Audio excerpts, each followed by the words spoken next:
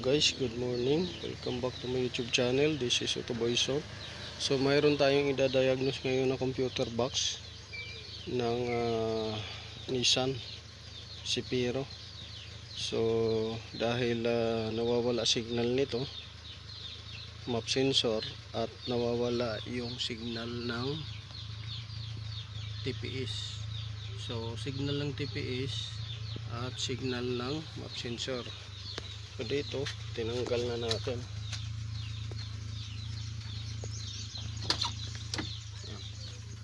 Tinanggal na natin dyan yung module para sa control nya dito, kasi ang RPM nito taas baba RPM.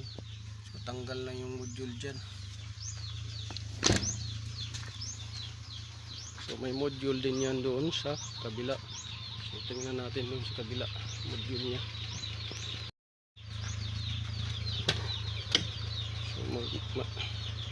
May module din to dito kabila.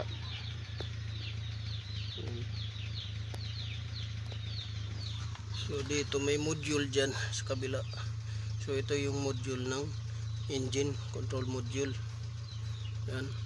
Doon module ng console module, tsaka doon sa dashboard. So tinanggal na natin dahil check natin computer ko anong nangyari, bakit walang signal na binabato. So yun yung alamin natin. So marami tayong ginagawa ngayon. Patayin muna natin itong sa Kia Pride. Pinapainit lang natin yung makina nito dahil ang problema nito suspension. Maraming problema sa suspension.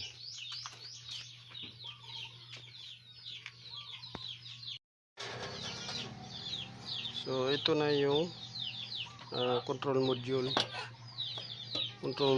nya sa Sipiro computer box.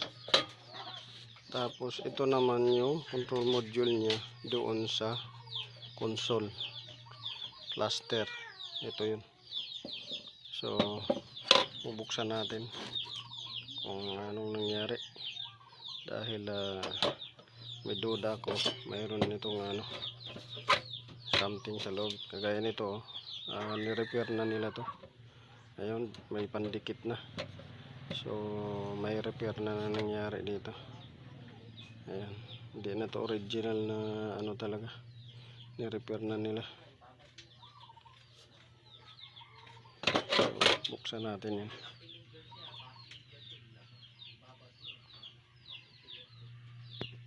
So dito guys, nabuksan na natin. So may indication siya na nabasa dahil sa ilalim to ng aircon or sa ilalim to ng air duct. So may indication siya nabasa dahil pag nag aircon malamang natutuluan to, or else nagmo-moist yung aluminum nya. Ito yung problema sa mga lumang computer box dahil walang gasket, hindi silyado. So nagmo-moist ngayong kinakalawang. Ayan o.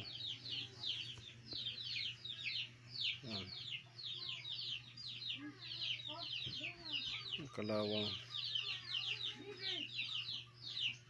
Ayan o.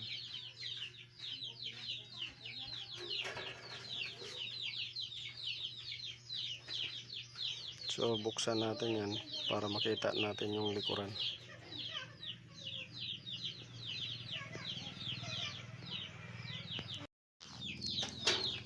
So ngayon nabuksan na natin.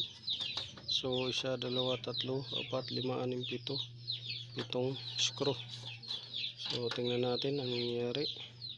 So dito kaagad, ayan, may indication siyang may sunog. Ayan o, sunog.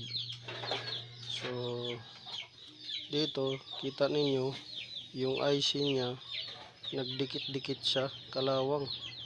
Ayan o, nabasa. Ayan o, dapat magkahiwalay-hiwalay yan, kaso nagdikit-dikit. Ayan, So kakaroon ng problema talaga yan yung IC nya. Tapos dito puro putik, nabasa yung memory chip nya. Yan, sa transmission, sa engine, yan, sa yung MOSFET nya madumi na yung paligid ng ano. So ito may indication to na nasunog. Tapos dito yung ano, pinasok na rin ng tubig. Yan, pinasok. Tapos puro na siya kalawang. So kung ibabalik natin to, nakaganyan, ganyan siya.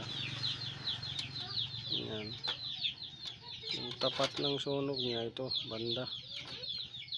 So dito umutok ang pinalitan na siguro nila to kapasitor. Umutok dyan yung kapasitor. Yan, ni-repair na nila to sigurado. Umutok na to dati kapasitor. So check natin dito ang ano niya, kasi ano, kung itatapat natin yan, pag ganun, so ito banda, so yung tapat nito ay kapasitor. Yan, itong kapasitor na to ang pumutok. So ito yung dating pumutok, sigurado yan. Yan yung pinalitan nila dati. So gagawin natin ito, linisin lang muna natin, observe natin kung okay yung andar ng makina.